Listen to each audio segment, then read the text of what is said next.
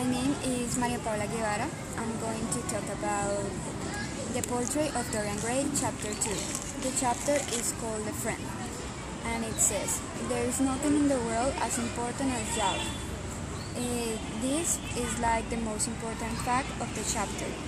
Well, first, Lord Henry and Basil were talking in the garden. They were talking about Basil's feelings for Dorian, when suddenly they felt that someone has came to the house, so they entered and saw Dorian Gray. Dorian was turning some page of music, and he said to Basil that maybe someday he could borrow that music. And Basil said that of course, why not? In that moment, Dorian felt like he was interrupting something between Basil and the man who was next to him, because he didn't know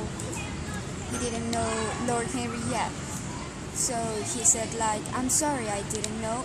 And then Basil interrupted him, and he introduced Lord Henry Wotton to him. Okay. Then Basil was getting ready his paints.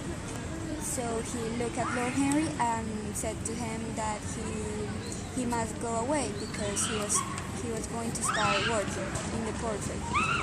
But I don't know. Lord Henry didn't want to go. He wanted to know more about Dorian, because I don't know, he felt like he was beautiful, and in some kind of way he liked him.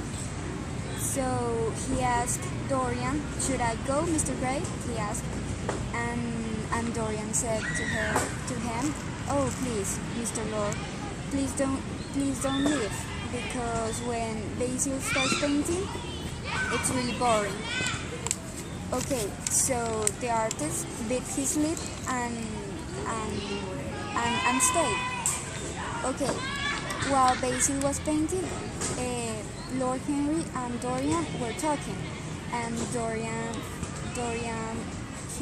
he thought that Lord Henry had a beautiful voice, and he started to understood things that he had never understood before.